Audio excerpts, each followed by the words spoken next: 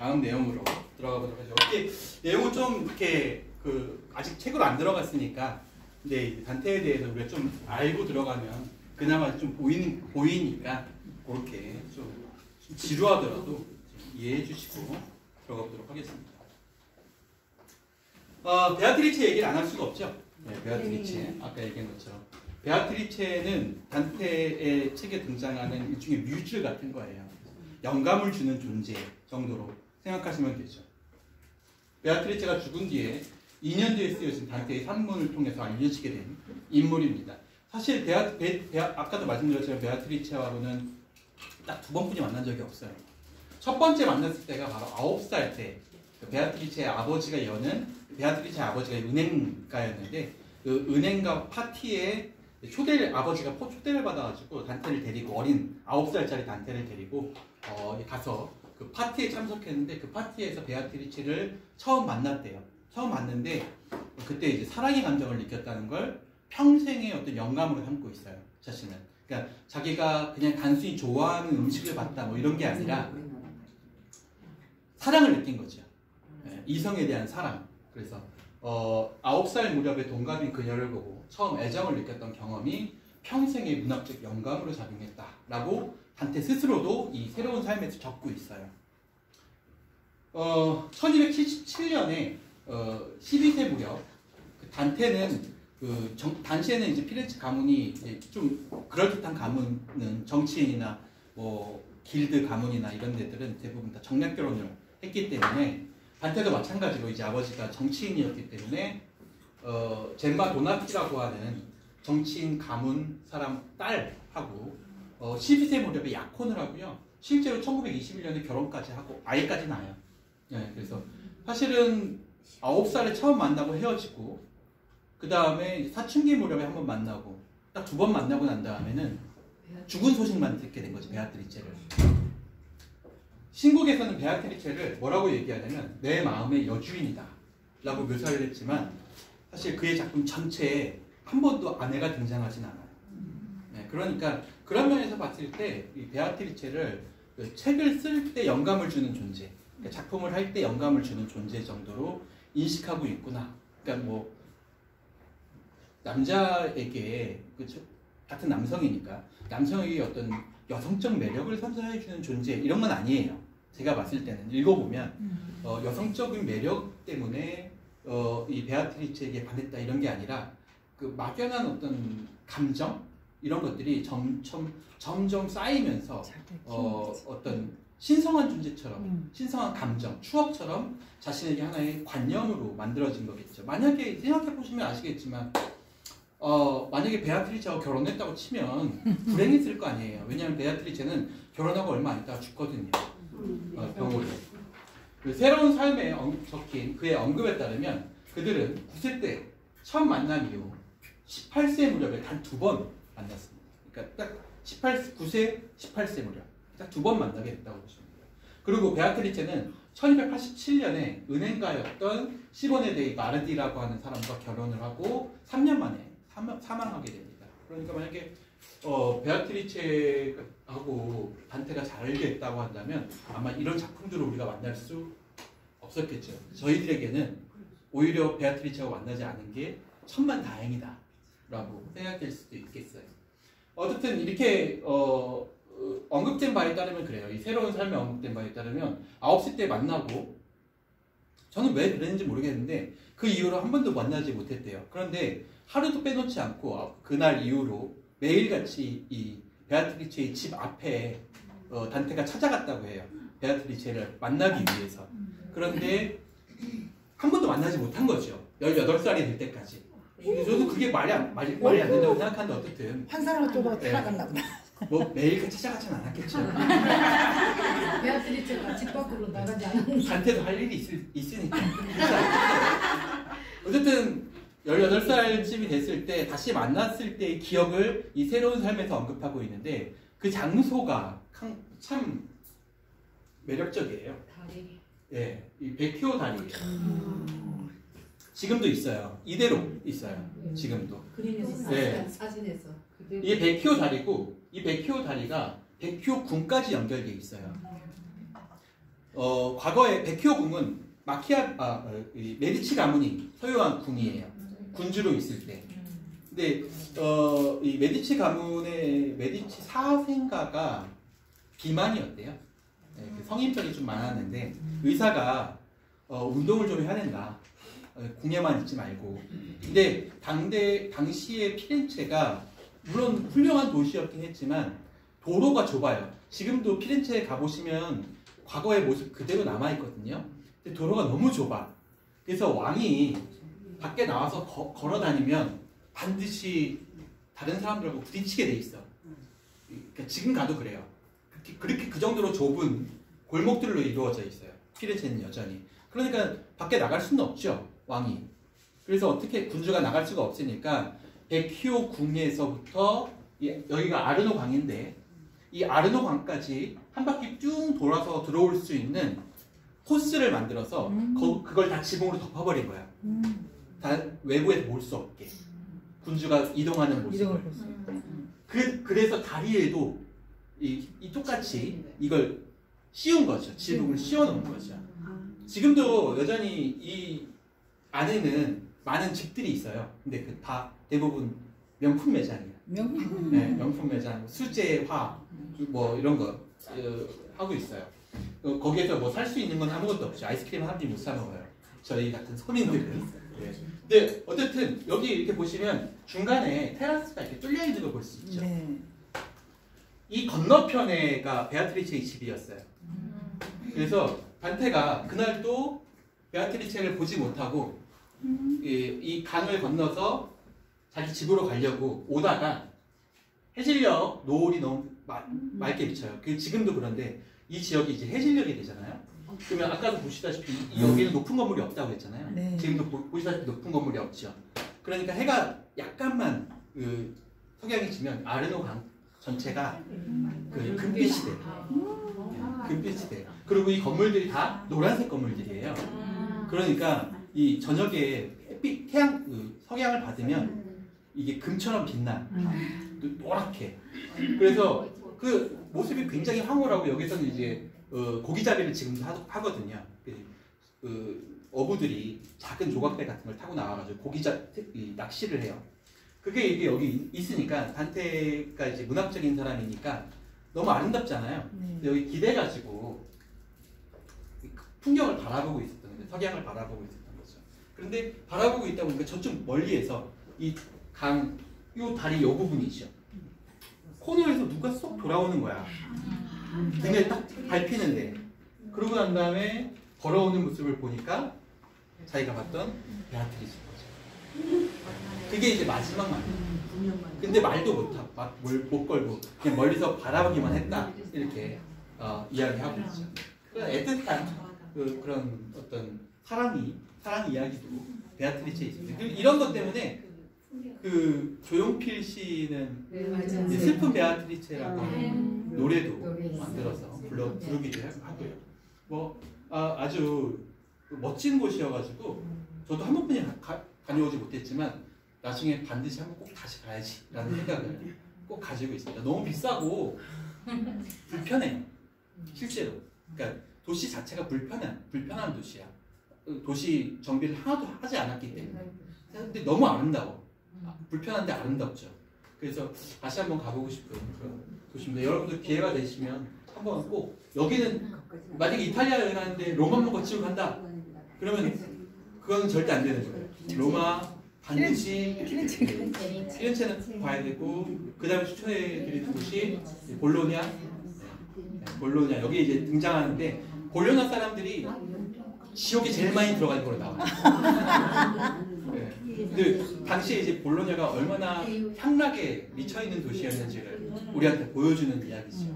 그래서 볼로냐 사람들이 지옥이 제일 많이 있다 뭐 이런 이야기도 나올 정도로 볼로냐 화려한 볼로냐도 보시면 좋고요. 남부 그다음에 이 남부 지역이죠. 남부 지역 보시면 좋겠습니다. 나중에 기회가 되시면 꼭 한번 가보시기 바랍니다. 못 가요? 비행기로 탈 수가 없어요. 나중에 통일되면 시베리아 횡단 철도로 가시면 될 것 같아요. 배에 타고 가도 되잖아요. 배. 그래도 힘들어요. 오래 앉아있지 못해서. 어쨌든 요즘에는 또 이 여행 방송이 많아졌잖아요. 네, 그걸로 대리만족하고 있어요. 여행 방송을 보면 근데 사실 잘 느껴지지 않아요. 그 감동이 잘 느껴지지 않아요.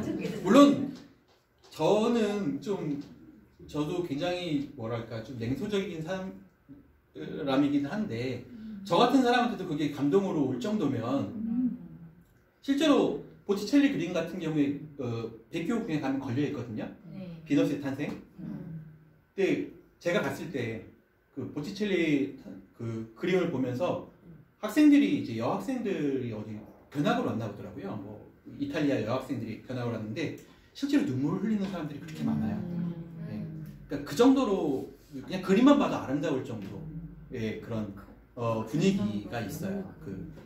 저는 눈물이 마른 사람이지만 어쨌든 그래도 그렇게 감동적인데 정말 감동적이라고 보시면 돼요. 한번 꼭 가보시면 좋을 것 같습니다. 자, 이제 7곡 총 34곡으로 나와 있고요. 1곡부터 보도록 하겠습니다. 처음 1곡에서는요 스승인 이 베르길리우스가 나오는 장면입니다. 그래서 1300년 봄, 그러니까 단테가 딱 35살이 되었을 때 베르길리우스를 만나서 이 저승 여행의 길을 안내받는다 라고 써 있습니다. 자, 베르길리우스 어떤 사람인가 보면요 기원전 70년경에 있었던 활동했던 로마 제국의 시인입니다. 오비디우스, 호라티우스와 함께 3대 로마의 희극 작가로 알려져 있죠. 특히 라틴어, 로마의 공용어였죠. 라틴. 원래 로마를 세운 인물이 라티누스로 되어 있기 때문에 라티누스라고 하는 로마 제국에서 사용하는 언어, 그게 라틴어예요. 그래서 라틴어 문학가로 알려져 있다. 그래서 우리 그 신화의 세계 하신 분들은 아시겠지만 신화의 세계는 히라보로 되어 있는 신화, 그리스 신화를 기반으로 쓰여져 있어요. 그래서 맨 뒤쪽에 가시면 이제 로마 신화와 연결되는 지점, 이아손, 일행 모험담 이후로 이제 그 트로이 전쟁 얘기를 하고 같이 해가지고 이제 점차 로마 시대로 넘어가는 그 장면이 잘 묘사되어 있죠. 책 굉장히 좋은 과목이니까 또 그분이 굉장히 이 히랍 신화에서는 권위자세요. 또 우리나라에서. 그래서 굉장히 잘 정돈된 책이니까 신화의 세계는 교과서 그냥로 공부하는 것도 공부하는 거지만 그냥 읽으셔도 재밌어요. 네, 그래서 아이들하고 혹시 뭐 보실 일이 있거나 또 누가 이 책 같은 거 보시다가 참고하실 일이 있으시면 그 책을 보시면 가장 잘 알 수가 있습니다. 어쨌든 오비디우스 그 변신을 쓰신 분이죠. 호라티우스와 함께 최고의 라틴 문학가로 불리는 사람이고요. 대표작이 바로 로마 건국 신화인 그렇죠. 아이네이스라고 하는 아이네이아스라고 하는 아이네이스의 애가라고 불러요. 그러니까 아이네아스라고 하는 그 로마 건국의 기원이 되는 조상이 되는 그 테베 성을 쌓는 인물의 일대기가 적혀 있는 책입니다. 자, 그러면 책에서 어떻게 나오는지 한번 볼까요? 본문으로 들어가 보면요. 우리 인생길의 한 중간 35세 단테는 그렇게 생각한 거예요. 우리 인생길의 한 중간 35세 한 중간에서 나는 올바른 길을 잃어버렸기에 어디로 가야 옳은지 어떤 길이 나에게 정의로 가는 길인지 잃어버렸기에 어두운 숲 속에서 헤매고 있었다. 자, 이때가 단테의 정치 생활에 있어서는 가장 화려한 시기예요. 자신에게는. 근데 돌아보니까 이건 나중에 쓰여졌잖아요. 이 시기에 쓰여진 게 아니에요. 35세에 쓰여진 게 아니에요. 나중에 말년에 쓰여졌어요. 돌아보니까 그 시기가 나한테 어떤 시기였어? 올바른 길을 잃어버렸던 시기. 굉장히 좀 의미심장한 표현이죠. 자기에게 있어서는 가장 화려한 시기였는데 가장 권력이 많고 가장 명예가 높았던 시기였는데 그 시기를 돌아보니까 올바른 길을 잃어버렸던 시기다. 이렇게 얘기하고 있어요. 가장 혼란스러웠던 시기. 자신의 삶에서. 그러니까 사람은 자신이 가장 오만할 때 자신을 가장 잘 잊게 돼요. 그건 나중에 알게 되죠. 내가 얼마나 오만했었는지. 어두운 숲 속에서 나는 헤매고 있었다. 길을 못 찾고 막 이제 올라가고 있었어요. 계곡에서 혼란스럽게 잃고 헤매고 있었어요. 그때 언덕 발치에 이르렀을 때 나는 위를 보았고 저 산 위에 반짝이는 불빛이에요. 사람들을 각자의 올바른 길로 인도하는 행성, 바로 그 행성의 빗살에, 그 별빛, 그 행성의 빗살에 둘러싸인 언덕의 등성이가 눈에 들어왔다. 이게 왜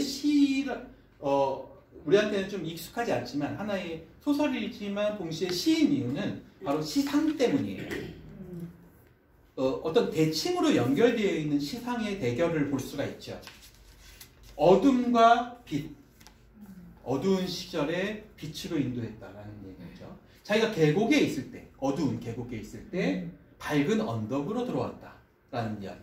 그러니까 시상의 어떤 대조를 명확하게 구성하고 있어요. 그러니까 시적 대조라고 불러요, 이걸.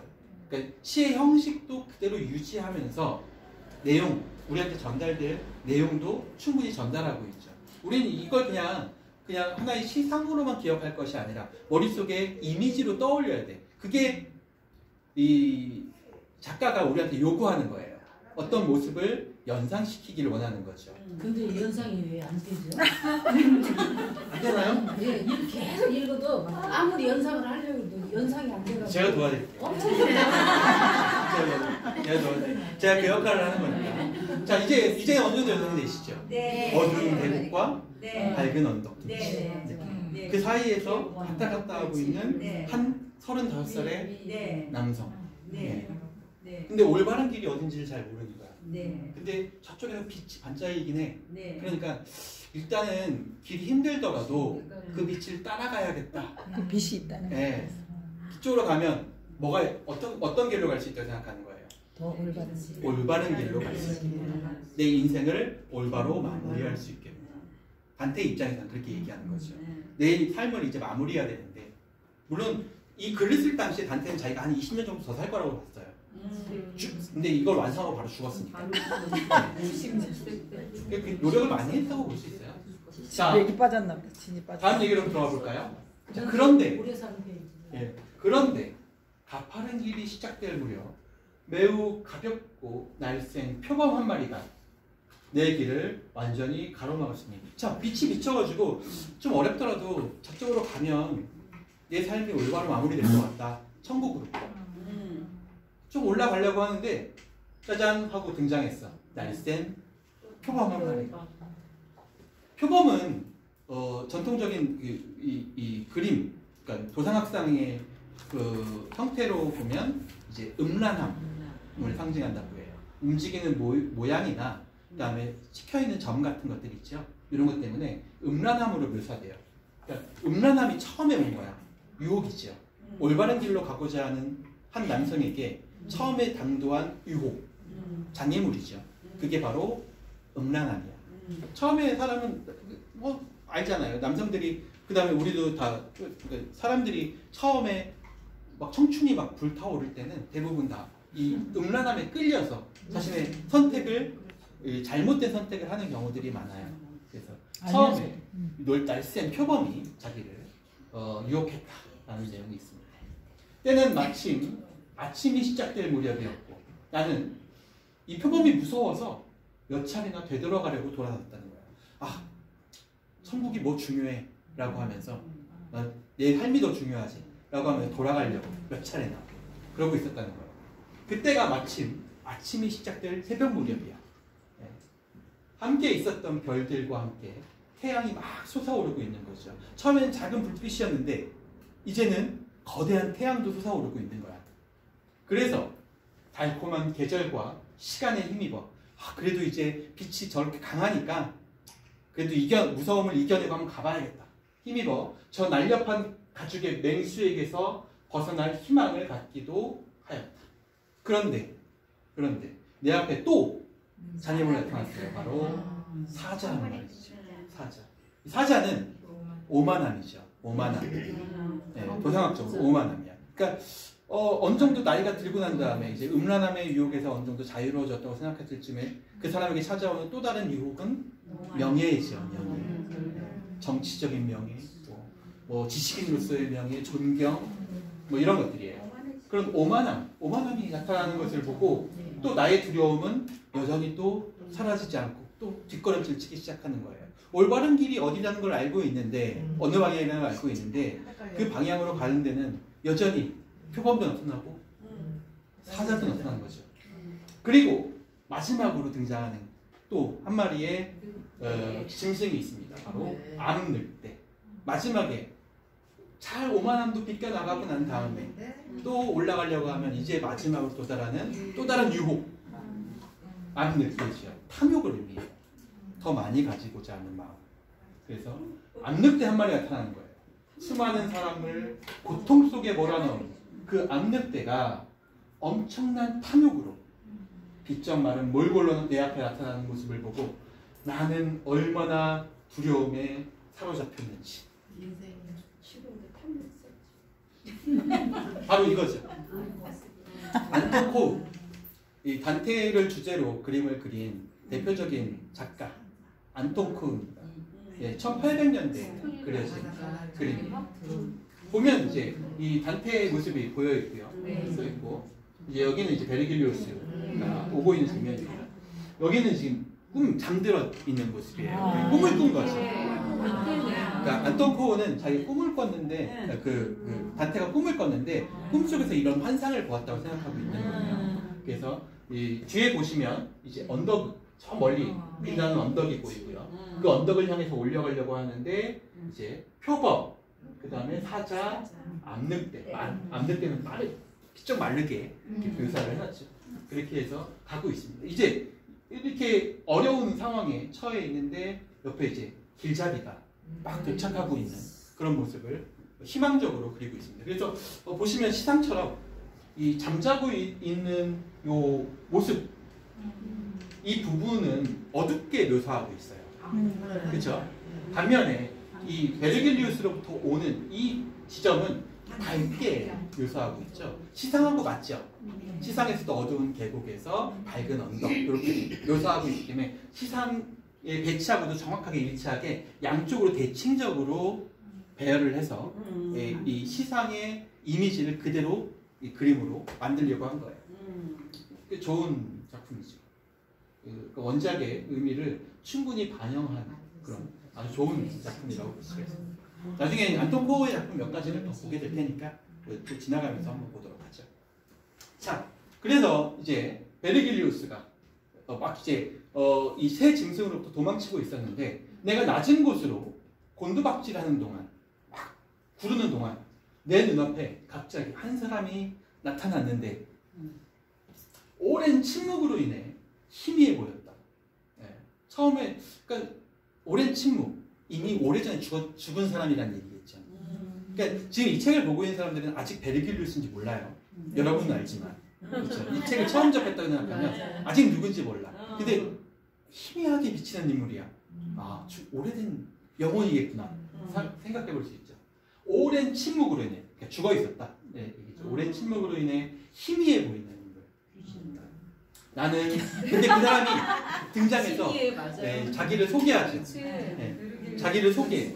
나는 시인이었고 오만스러운 일리온이 불탄 뒤 트로이아에서 돌아온 앙키세스의 그 정의로운 아들 아이네아스죠. 네. 이 아이네아스를 노래했던 사람이다. 자기 베르길리우스라고 소개하고 있습니다. 네. 그런데 너는 왜 수많은 고통으로 돌아가는가? 근데 지금 단테가 뭘 피해서 가고 있어요? 고통을 피해서 가고 있어. 그런데 이 베르길리우스는 뭐라고 얘기해요? 왜 고통으로 되돌아가? 라고 얘기하고 있는 거예요. 무엇 때문에? 모든 기쁨의 원천이요 시작이 저 환희의 산에 오르지 않는가? 베르길리우스가 하는 이야기의 핵심은 그거죠. 우리가 지금 현재 누리고 있는 삶의 고통이 실제로는 고통이 아니라 저 환희의 산에 오르기 위한 과정, 숨가쁜 과정일 수 있어. 근데 너는 그 과정을 겪으려고 하지 않고 오히려 고통으로 되돌아가려고 하고 있구나. 꾸짖는 거죠. 그리고 나타나니까 이 단테가 이야기해요. 당신은 나의 스승이요 나의 저자이십니다. 실제로 단테는 베르길리우스를 굉장히 존경했다고 해요. 네. 자기 그 모토로서. 그래서 이 베르길리우스의 그 문체 같은 것들을 흉내내기 위한 당대의 문인 클럽 같은 게 있었어요. 이게 청신체 클럽이라고 부르는데 이 청신체 클럽의 일원이기도 했어요. 그래서 이 베르길리우스의 화려한 문체를 연습하고 그걸 이제 이탈리아어나 라틴어로 표현하는 연습을 하는 모임, 작가 모임에 소속되어 있기도 했죠. 항상 그 주변 사람들한테도 자기가 이제 베르길리우스를 스승으로 섬기고 있다라는 표현을 많이 썼다고 해요. 나에게 영광을 안겨준 아름다운 문체, 바로 청신체지요. 지금 얘기한 이 문체는 오로지 당신에게서 따온 것입니다. 이 청신체의 원래 말은 돌체 스틸루보예요. 돌체 스틸루보. 이탈리아어로 하게 되면 돌체 스틸루보. 돌체, 우아하고 아름답게 라는 뜻이죠. 그러니까 우아하고 아름답게 쓰는 문체를 새로운 문체라고 해가지고 이 청신체라고 불러요. 과거에 있었던 그런 라틴어 문체를 그냥 베끼는 게 아니라 새로운 형태로 변형시켜서 표현했다고 해요. 그러한 다음에 이제 베르길리우스를 찬양합니다. 이름 높은 현인이시여 내 혈관과 맷박을 떨리게 하는 저놈 바로 이 새 짐승들로부터 나를 구해주시오. 그러니까 베르길리우스가 당당하게 얘기합니다. 나를 따르도록 하라. 내가 안내자가 되어 너를 이곳에서 영원한 곳, 천국이죠. 여기 이 암흑 계곡에서 너를 천국으로 안내하겠다. 그러니까 단테가 갑자기 의문이 드는 거예요. 이 곡에서 나옵니다. 저승여행을 하게 되는 이 내용과 연결되어 있는데요. 의문이 드는 거예요. 무사히요. 나에게 영감을 주시는 이여 라는 뜻이에요. 무사히는 보통 이제 뭐 뮤즈 정도로 인식하시면 돼요. 그래서 나에게 영감을 주는 이, 나를 이끄는 이, 나에게 뭐 새로운 힘을 주는 이, 예술적 혼을 불러 넣어주는 것, 뭐 이렇게 이야기하면 되고, 당시 이제 시에서 많이 사용하던 관용어구예요. 오 무사히여, 지고의 지성이여, 나를 도와줘. 내가 본 것을 기록한 기억이여, 여기에 그대의 고귀함을 보이소서. 이제 찬양하고 난 다음에, 그런데 왜 나같이 미천한 사람에게 찾아오신 것입니까? 이 위대하신 분께서 나같이 미천한 사람에게. 그러니까 뭐라고 얘기하냐? 베르길리우스가 모든 악의 반대자께서 그에게 친절을 베푸신 것은 그에게서 높은 뜻이 나오리라 생각하셨기 때문이니 지성 있는 사람에게는 정당해 보입니다. 그러니까 당신이 올바른 길을 알고 그 올바른 길을 따라서 가고 있다는 것은 내가 충분히 이해할 수 있어요. 당신은 뛰어나신 분이니까. 베르길리우스에게 단테가 물어보는 거예요. 하지만 저는 왜 갑니까? 제가 그럴 주제가 됩니까? 이런 거죠. 제가 당신을 따라서 갈 만한 주제가 됩니까? 당신이 나의 길잡이가 될 정도로 내가 그렇게 중요한 인물입니까? 라고 물어보는 거죠. 네. 하지만 저는 왜 갑니까? 누가 당신을 저의 길잡이로 선택한 것입니까? 누가 허락했습니까? 저는 아이네아스도 아니고 로마를 건국한 바울, 사도 바울, 네, 성경에 나오는 바울로도 아니고 그럴 만한 가치가 없다고 생각합니다. 스스로 이제 좀 이렇게 낮추는 거죠. 자신을 겸손하게 낮추는 거죠. 그러니까 베르길리우스가 이야기해요. 내 영혼은 소심함에 사로잡혀 있구나. 왜 스스로를 그렇게 업신여기느냐. 그 소심함은 종종 인간들을 가로막으니 그 소심함 때문에 네가 그 동물들을 무서워하는 거야. 인간들을 가로막으니 짐승들이 헛그림자를 보고 그렇듯이 명예로운 일을 돌이키기도 한다. 네가 돌아오려고 했던 이유도 바로 네가 가지고 있는 이런 자세, 소심함 때문이지. 너는 베아트리체를 만나러 가야 되잖아. 그런데 그게 이 짐승들의 그 헛된 그림자보다 더 가치가 없는 거야? 이렇게 물어보고 있는 거지. 네가 하려고 하는 거는 굉장히 원대한 일인데, 앞으로 이제 우리가 하려고 하는 일이 굉장히 원대한 일인데, 그깟 짐승 몇 마리들의 헛그림자로 이 일을 그르치려고 하는가? 이런 얘기겠죠. 베아트리체가 나를 이곳으로 보냈네 하고 베르길리우스가 내가 오게 된 배경에 대해서 얘기하죠. 어느 날 베르길리우스는 사실 그 아까 이제 흐릿한 영혼으로 있었다고 했잖아요. 형체로 있었다고 했잖아요. 죽은 지 오래돼서. 사실 베르길리우스는 가톨릭에서는 이 세례를 받은 사람만 천국에 가요. 근데 베르길리우스는 예수 탄생 이전 사람이잖아.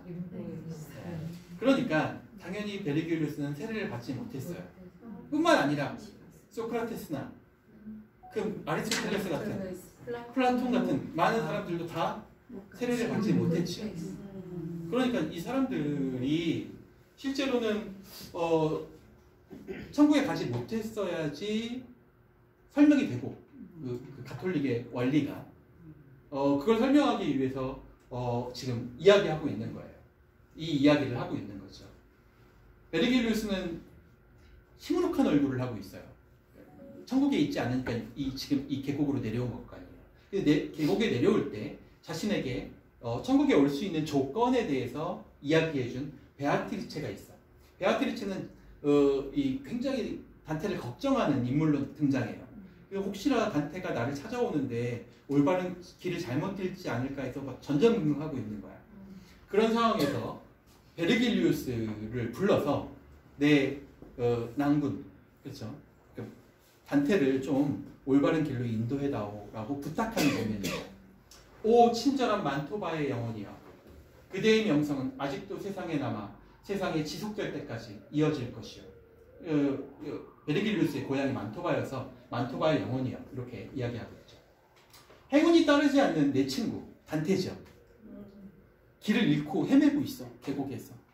내 사랑이. 그래서 지금 베아트리체가 얘기하는 거예요. 행운이 따르지 않는 내 친구가 저기 저 거친 산기슭에서 길이 가로막혀서 두려워서 되돌아가려 하고 있습니다. 내가 이 천국에 있는 내가 하늘에서 들은 바에 의하면 그는 이미 완전히 길을 잃어버려서 내 도움이 너무 늦지 않았나 두렵군요. 이제 그대는 움직이시오, 베르길리우스여. 이제 그대는 움직이시오.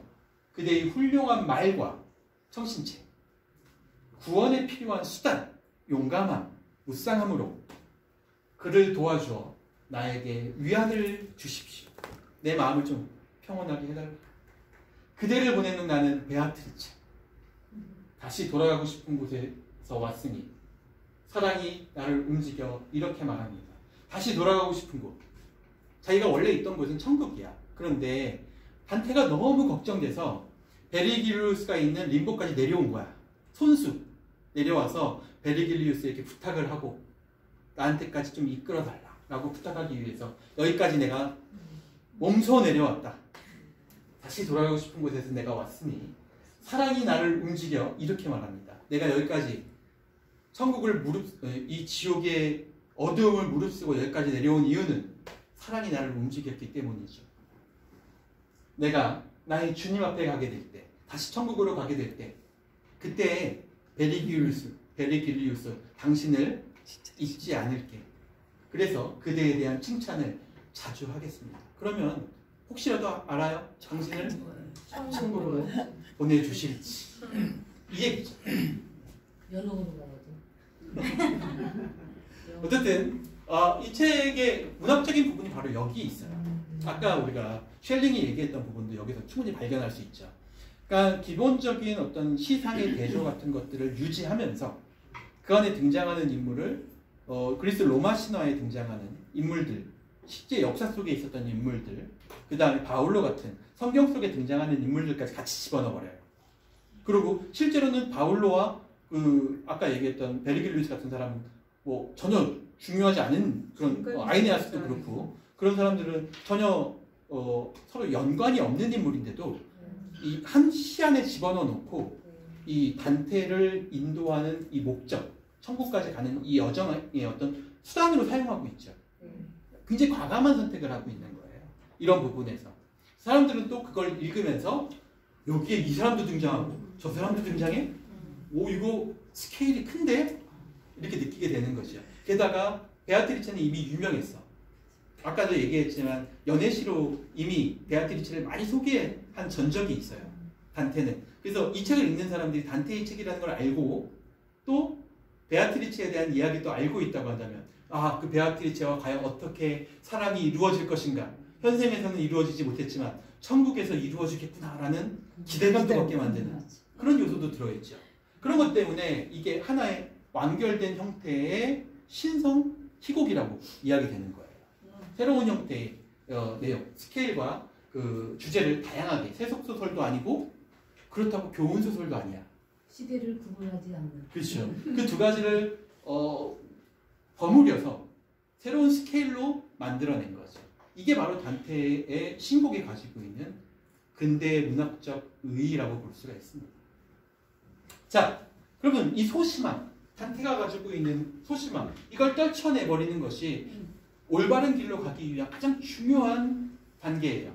가장 장애물이라고 볼 수 있어요. 자, 두려움을 극복하는 것은 무엇일까? 이 소심함을 없애는 것. 바로 용기다. 두려움이란 베르길루스가 얘기합니다. 두려움이란 네가 가지고 있는 그 소심함, 두려움이란 단지 남에게 나쁜 일을 할 수 있는 것들에서 나오는 거야. 불의한 사람들로부터만. 그러니까 불의한 사람들이나 불의한 일을 행하는 사람들이나 두려움을 갖지 발각될까 봐. 혹시라도 알아챌까 봐. 혹시 내가 벌받을까 봐. 잘못된 일을 하는 사람들은 두려움을 갖는 게 맞아. 그렇지 않은 것들. 올바른 일을 하려고 하는 사람들은 지금 너는 올바른 곳으로 가려고 하는 거잖아요. 인생의 올바른 지점으로 가려고 하는 거예요. 그렇지 않은 것들은 두렵지 않아요. 두려울 일이 없죠. 베르길루스가 얘기해요. 나는 하느님의 자비로 태어났으니 신의 자비로 태어난 사람이잖아요. 올바른 일을 하기 위해서.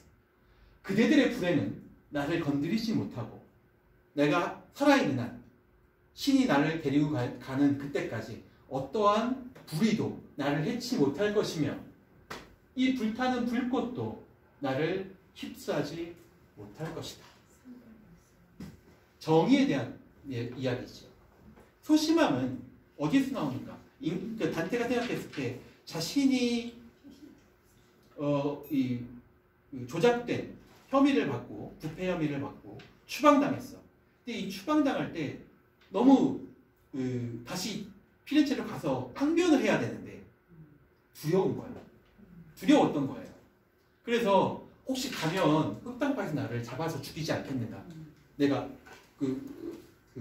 뭐랄까 부패 혐의를 가지고 있으니까 교수대에 처해질 수도 있겠구나. 라고 생각. 광장에서 죽임을 당할 수도 있겠구나. 당시에 교수형이 엄청 잔인했어요. 나중에 이제 페데리코가 했던 그 교수형이 나오는데 이 지옥에 나오는 죄형하고도 연결되어 있어요. 사람을 발가벗겨서 옷을 입혀요. 납으로 된 옷. 들러볼게요. 네. 그 다음에 뜨거운 가마솥에 집어넣어요.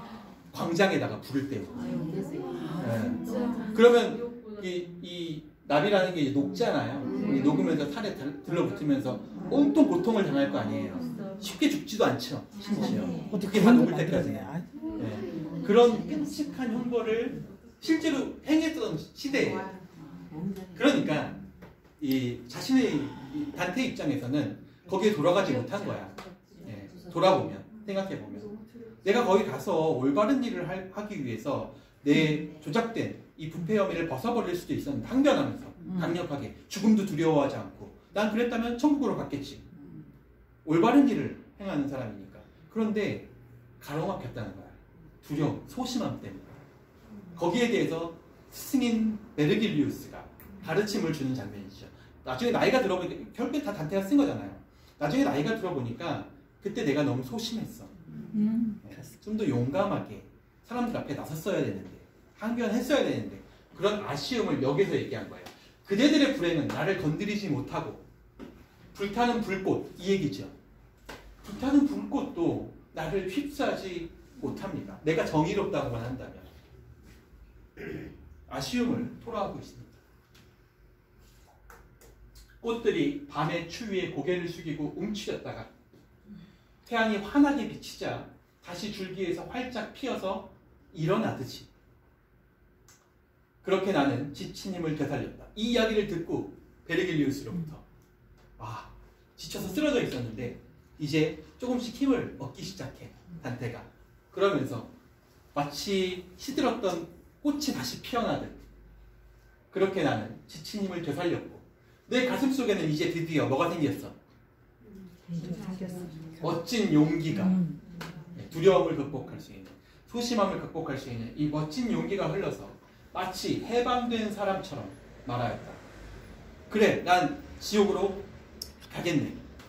나는 험난하고 힘겨운 길로 들어섰다. 그래서 저승여행이 시작된다. 아마 저승에 가는 걸 굉장히 두려워하는 마음을 표현하고 싶었던 거겠죠. 근데 그냥 단순히 저승에 가는 걸 두려워했던 것만을 이야기하는 게 아니라 자기가 정치적인 신분으로 정치인의 신분으로 조작된 부패 혐의를 받았던 그 시절을 회상하는 거예요. 그래서 그 시절에 내가 조금 더 용기가 있었다면 죽음을 불사하고서라도 나의 올바름을 사람들 앞에 증명했어야 되는데 실제로 단테가 죽을 때까지 단테는 피렌체를 욕보인 사람이 돼버린 거야. 그렇게 각인되어 있었어요. 그러니까 자신 스스로는 궁에서 살고 있지만 그 불명예스러움을 견딜 수가 없었던 거죠. 그리고 그 내용을 바로 이 장면에다가 집어넣었다고 볼 수가 있습니다. 자, 이제 그래서 시작된 베르길리우스가 이제 널 천국으로 데려가기 위해서 먼저 우리는 저승으로 가야 하네. 그래서 지옥의 입구까지 가게 됩니다. 3곡입니다. 지옥 입구 지옥에는 선이나 악에도 무관심하고 오직 자신만을 위해 살았던 나태한 자들이 왕벌과 파리, 벌레들에게 고통을 당하고 있다. 선과 악을 따지지 않고 살았던 사람들, 바로 서민들이죠. 시키는 대로 하고 살았던 병사들, 서민들, 이런 사람들이 주로 고통을 당하고 있는 곳, 바로 지옥 입구예요. 뭘 기다리고 있어요? 카로네 배를 기다리고 있죠. 정의는 높으신 내 창조주를 움직여 성스러운 힘과 최고의 지혜, 최초의 사랑이 나를 만드셨도다. 내 앞에 창조된 것은 영원한 것들뿐. 나는 영원히 지속되니 여기 들어오는 너희들은 모든 희망을 버릴지어다. 아까 그 쉐링의 그 논문 맨 마지막에도 바로 이 구절이 나와요. 사실 우리가 단테를 올바로 이해하지 않으려면, 이해할 그런 지식이 없으면 단테를 이해할 수 있는 그 모든 희망을 버릴지어다 이렇게 쓰고 있어요. 쉐링은. 그러니까 쉐링도 마찬가지로 단테를 올바로 이해하기 위해서는 우리가 새로운 문학을 접할 수 있는 그런 어떤 풍부한 식견 이런 것들이 마련되어 있어야 이 책을 제대로 이해할 수 있다. 뭐 이런 얘기죠. 여기서는 지옥이라는 곳을 신이 창조한 곳이고 이 신이 창조했기 때문에 인간의 힘으로는 다시 벗어나서 나갈 수 없다. 여기 한 번 들어오면 못 나가는 곳이야. 그런 의미로 모든 희망을 버릴지어다. 이렇게 얘기하고 있는 거죠. 어느 문의 꼭대기에 검은 빛깔로 이런 말이 쓰인 것을 보고 내가 말했다. 스승님, 저 말뜻이 저에게는 무섭군요. 한 번 들어가면 못 나온다는데. 희망이 없대잖아요. 그러니까 너는 지성의 진리를 상실한 고통스러운 사람을 앞으로 보게 될 거야. 이 길에 들어가서 얻게 되면. 나는 잠에 취한 사람처럼 쓰러졌다. 너는 걱정할 필요 없어. 길을 안내해 주는 건 네가 아니라 나니까. 그냥 넌 잠이나 자. 얘기죠. 이게 지옥의 문의 모습이에요. 자, 지옥의 문은 우리에게 너무 잘 알려져 있는 로댕으로 알려져 있죠. 이 로댕의 지옥의 문, 이게 이제 청동으로 만드는 작품이고요. 실제 로댕의 지옥의 문은 실제로는 부분 작품이에요. 이 부분 작품들은 우리가 알다시피 이 책에 나오게 될 인물들로 이루어져 있어요. 네. 그러니까 단테의 신곡을 주제로 해서 만든 여러 작품들을 이렇게 조각조각 만들었고 그걸 마지막에 하나로 합쳐서 만든 게 바로 지옥의 문이라는 작품이에요. 거기에는 생각하는 사람, 뭐 허무한 사랑, 그다음 파울로와 프란체스카 이야기, 우골리노와 그의 아들들, 순교자 이야기, 그다음에 새 망령, 복수의 여신 이야기 이런 것들이 이 안에 들어가 있습니다. 이게 디스시 위에 있는 그런 망령에 대한 이야기들 들어가 있죠. 그러니까 어떻게 보면 재밌는 얘기가 하나 있죠. 뭐 시간이 좀 없긴 한데 이것만 하고 마치도록 하죠. 사실 이 작품은 청동 작품이잖아요. 원래는 석고 작품이에요. 그러니까 로댕은 석고 작품으로 만들었어요. 근데 석고 작품을 만들고 난 다음에는 그 작가가 계약을 해요. 청동 틀을 만들 수 있게, 그러니까 주물로 만들 수 있게, 청동으로 만들 수 있게 틀을 만드는 계약을 해요. 근데 그 계약에 꼭 명시해야 되는 게 바로 카피를 몇 개 할 것인가에 대한 횟수예요. 이 작품이 만들어지고 난 다음에 지옥의 문에 대한 틀, 주물 틀이 만들어졌어. 그러면 이제 청동으로 그걸 찍어낼 수 있잖아요. 근데 로댕이 계약할 때 8카피를 만드는 걸로 계약했어요. 그리고 7번째 카피가 우리나라에 있어요. 네. 7번째 카피가 바로 삼성재단에서 샀어요. 그래서 삼성 리움 박물관. 근데 과거에는 그 삼성이 리움 박물관 있기 전에 태평로에 무슨 박물관이 하나 있었대요. 삼성 박물관이 있었는데 다른 사람들이 모두 볼 수 있게 길에다 전시를 해놨었대요. 이거를. 네. 그런데 거기가 이제 문을 닫으면서 요거를 이제 리움 박물관으로 옮기려고 했는데 실제로는 리움 박물관에 공개가 안 되고 지금까지도 전혀 공개가 안 되고 있고 포항 박물관 지하 수장고에 지금 있는 걸로 알려져 있대요. 근데 그때 이후로 태평로에서 철거한 이후로는 한 번도 일반인에게 공개된 적은 없어요. 그때는 봤지만 사람들이 그때는 저는 못 봐서 지금 어떤 모양인지 모르겠어요. 근데 저는 이제 파리 올림픽도 하고 하니까 나오겠죠. 파리에 가면 로댕 박물관이 있어요. 네, 매달 첫째 주 일요일에는 모든 박물관들이 무료거든요. 파리는. 그래서 저도 이제 유학할 때 여기를 방문해서 이걸 본 적이 있어요. 근데 생각보다 크고 앞에 사람들이 많지 않아요. 생각보다. 그래서 생각보다 보기 쉬운 그런 특징입니다. 여기 보시면 아시겠지만 제일 유명한 게 이제 생각하는 사람이 가장 유명하고요. 전부 다 이 책에 이 지옥의 문에 나오게 되는 내용입니다. 나중에 꼭 다시 이제 아마 공개가 될 것 같아요. 뭐 몇몇 사람들 얘기로는 어떤 뭐 학예사들 얘기로는 상당히 파혼이 많이 됐다는 거야. 공개하는 과정에서. 네, 그래서 대충 공개할 수 없을 정도의 상태여서 복원이 굉장히 오래 걸리고 있는 상황이다. 이렇게 뭐 알려지기도 했어요. 근데 뭐 리움에서는 리움 재단에서 소유하고 있으니까 지금은 리움에서는 여기에 대한 언급을 하고 있지 않죠. 근데 어떤 7번째 카피고 마지막 8번째 카피가 멕시코에 있어요. 네, 멕시코의 재벌이 사서 기증을 한 그런 멕시코 박물관이 있습니다. 어쨌든 그런 뭐 여담이 있습니다. 마지막 내용이에요. 이거 보고 이제 마치도록 할게요. 사곡 내용인데요. 지옥에 이제 문을 통과해서 지옥의 문을 통과해서 들어갔죠. 네, 지옥에 들어가는 장면을 묘사하고 있습니다. 단테가 정신을 차렸어요. 잠들었었잖아요, 아까. 그러고 난 다음에 이제 일어났어. 정신을 차리고 보니 벌써 지옥에 도착해 있어. 지옥의 첫 번째 입구, 바로 제1원 림보에 와 있다. 이 림보를 설명해요. 림보는 사실은 라틴어로 가장자리라는 뜻이에요. 가장자리. 여기 밑에 써있는데 가장자리를 뜻하는 라틴어 림부스에서 나온 말이고요. 예수 부활 이전에 죽은 훌륭한 영혼들이 그리스도의 구원을 기다리는 장소로 묘사되어 있습니다. 이곳에 있는 자들은 죄를 짓지 않았고 덕성은 있지만 그리스도를 몰랐거나 세례를 받지 못하고 죽은 순진한 어린아이들의 영혼, 이런 사람들이 이제 주로 림보에 있다 이렇게 얘기하고 있습니다. 그들은 육체적 형벌을 받고 있지는 않지만, 그러니까 육체적인 고통은 없지만 천국으로 올라갈 수 없다는 사실 때문에 괴로워한다. 여기에서 단테는 위대한 옛 시인들과 철학자들을 만난다. 나는 끝없는 고통의 아우성이 가득한 고통스러운 시면의 골짜기, 그 기슭 위에 서 있음을 깨달았다. 이제 눈먼 세상으로 내려가 보자.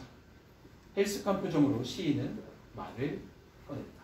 베르기우스가 이제 멀리서 본 거예요. 저 밑에 사람들이 많이 모여 있는데 언뜻 보니까 다 유명한 사람들이야. 내가 알고 있어. 소크라테스도 있고 다 유명한 사람들이 거기 안에 다 있는 거예요. 호메로스도 있고. 그래가지고 저기 정말 멋진 곳이네 라고 하면서 단테는 이 철학자들을 보기 위해서 이제 내려가려고 하죠.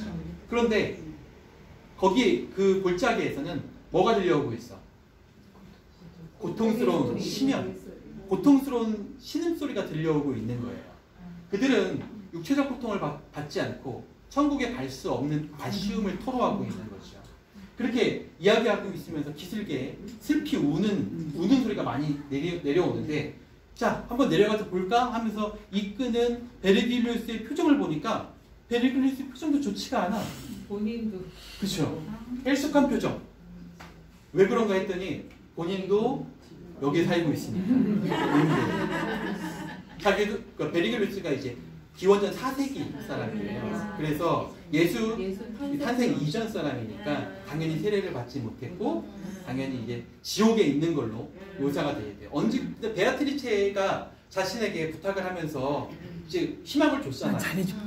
내가 불러줄게 이렇게 그 희망을 줬으니까 어떻게든 이제 끌고 가려고 이야기하고 있는 장면입니다. 어떠세요? 재밌어요? 네. 재밌으면 다행입니다. 재미없으면 혼자 읽어서는 도대체 재미없으면 한없이 재미없어요. 너무 재밌어요. 그러니까 조금이라도 우리가 이런 내용들을 좀 이 정도 수준, 지금 있는 이 정도 수준에서 저희가 계속 해나갈 거예요. 이것보다 너무 깊게 가지도 않고 이 정도 수준에서 저희가 이야기할 테니까 너무 부담 갖지 마시고 책 읽을 때 안 되는 부분들을 그냥 느끼면서 그냥 넘어가시고 어렴풋이 느끼긴 하는데 네. 자세한 거는 그렇죠. 그 부분은 제가 이제 도와드릴 테니까 걱정하지 마시고 책을 재밌게 읽으시기 바랍니다. 다음 주에 보도록 하겠습니다. 갖고 있다가 흐름을 잊어버려 완전히.